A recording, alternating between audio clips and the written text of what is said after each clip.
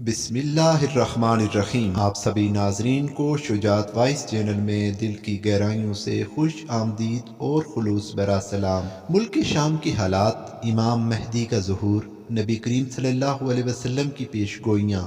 اللہ کے رسول صلی اللہ علیہ وسلم نے قیامت کی نشانیاں بتلاتے ہوئے فرمایا کہ اونٹوں اور بکریوں کے چرواہے جو در بدر اور ننگے پاؤں ہوں گے وہ ایک دوسرے سے مقابلہ کرتے ہوئے لمبی لمبی عمارتیں بنوائیں گے اور فخر کریں گے۔ آج جدہ شہر میں عمارتوں کا مقابلہ اپنے عروج پر پہنچ گیا۔ دبئی میں برج خلیفہ کی عمارت دنیا کی سب سے اونچی عمارت بن گئی تو ساتھ ہی شہزادہ ولید بن طلال نے اس سے بھی بڑی عمارت بنانے کا اعلان کر دیا جو دھڑا دھڑ بنتی چلی جا رہی ہے۔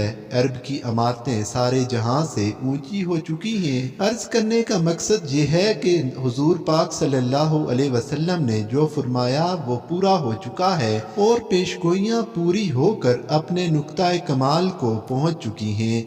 عرب سے سب سے زیادہ تیل خریداری کرنے والے امریکہ اس نے عراق کے کنووں پر قبضہ کر رکھا ہے اور لاکھوں بیرل مفت وصول کر رہا ہے اور پھر تیل کی قیمتوں کو نچلی سطح پر پہنچا دیا جس سے عرب ممالک کا سنہرا دور خاتمے کے قریب ہے۔ سوال پیدا ہوتا ہے کہ اس زوال کے بعد کیا ہوگا؟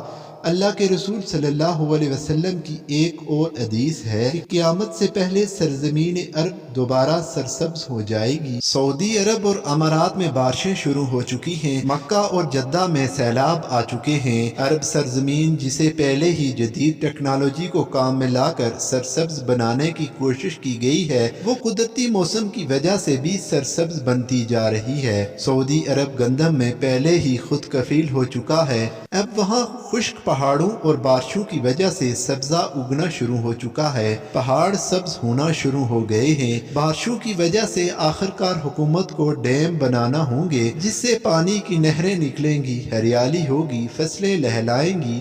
یوں یہ پیشگوئی بھی اپنی تکمیلی مراحل سے گزرنے جا رہی ہے جو حضور پاک صلی اللہ علیہ وسلم نے فرمایا اگر ہم اپنی آنکھوں سے دیکھتے جا رہے ہیں، اگر احادیث پر غور کریں تو مشرق وسطیٰ کے زوال کا آغاز ملک شام سے شروع ہوا، لیکن شاید عرب حکمران یا تو یہود و نصارہ کی چال سمجھ نہ سکے یا بے رخی اختیار کی، لیکن وجہ جو بھی ہو یا نہ ہو سرکار دو عالم صلی اللہ علیہ وسلم کی بتائی ہوئی باتوں نے ظاہر ہونا ہی تھا۔ حدیث کے مطابق رسول پاک صلی اللہ علیہ وسلم نے فرمایا جب اہل شام تباہی اور بربادی کا شکار ہو جائیں گے تو پھر تم میں کوئی خیر باقی نہ رہے گی۔ عزیز دوستو، یہاں پر میں عرض کرتا چلوں کہ کسی دور میں عراق، لبنان، یمن، فلسطین، شام، ان تمام ممالک کو شام کہا جاتا تھا۔ محترم عزیز دوستو، یاد رکھیے احادیث مبارکہ کی روح سے شام اور اہل شام سے امت مسلمہ کا مستقبل وابستہ ہے۔ اگر ملک شام ایسے ہی برباد ہوتا رہا تو پوری امت مسلمہ کی بھی خیر نہیں۔ ویسے تو 90% برباد ہو چکا ہے اب، جبکہ 5 سالہ خون ریزی میں 8 لاکھ لوگ، بچے، بوڑھے، عورتیں شہید اور لاتعداد دوسرے ملک کی سرحدوں پر زندگی کی بھیک مانگتے ہوئے شہید ہو رہے ہیں اور اتنی ہی تعداد میں زخمی یا معذور ہو چکے ہیں۔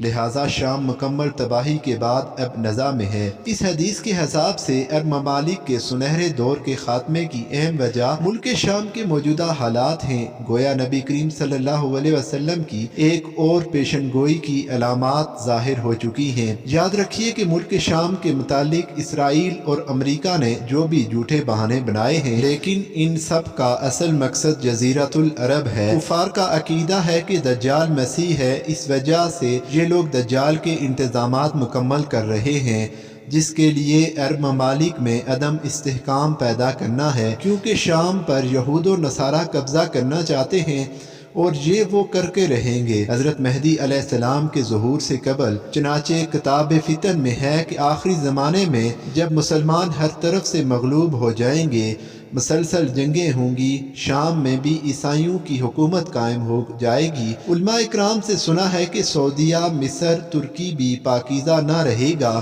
ہر جگہ کفار کے مظالم بڑھ جائیں گے، مسلمان آپس میں خانہ جنگی کا شکار رہیں گے، خلیجی ممالک، سعودی عرب وغیرہ میں بھی مسلمانوں کی باقاعدہ حکومت نہیں رہے گی۔ خیبر الخیر سعودی عرب کا چھوٹا شہر مدینہ منورہ سے 170 کلومیٹر کے فاصلے پر ہے، اس کے قریب تو کفار پہنچ جائیں گے اور اس جگہ تک ان کی حکومت قائم ہو جائے گی۔ بچے کھچے مسلمان مدینہ منورہ پہنچ جائیں گے، حضرت امام مہدی علیہ السلام مدینہ منورہ میں ہوں گے۔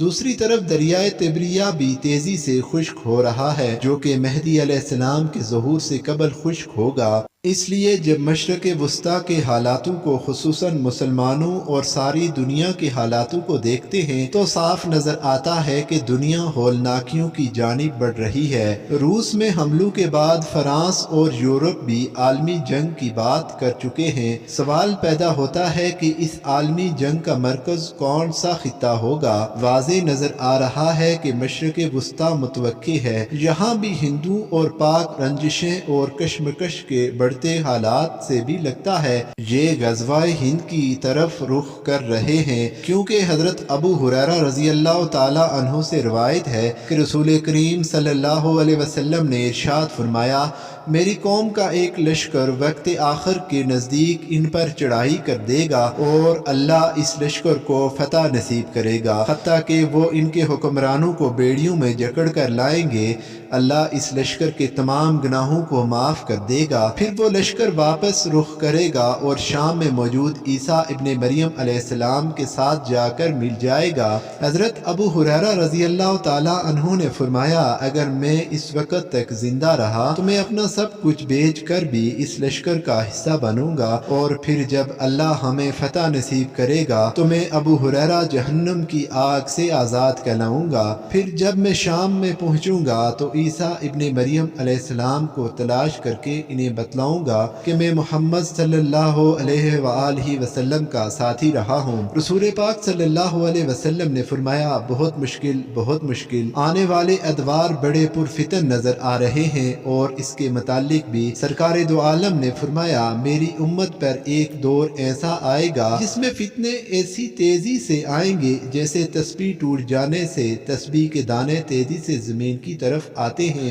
لہٰذا اپنی نسلوں کو ابھی سے تربیت اور ان کے ایمان کی فکر فرمائی، موبائل کے بجائے استعمال سے دیر رات تک جاگنے، فیشن اور یہودی انداز اپنانے سے نمازوں کو ترک کرنے سے روکیے، ورنہ آزمائش کا مقابلہ دشوار ہوگا۔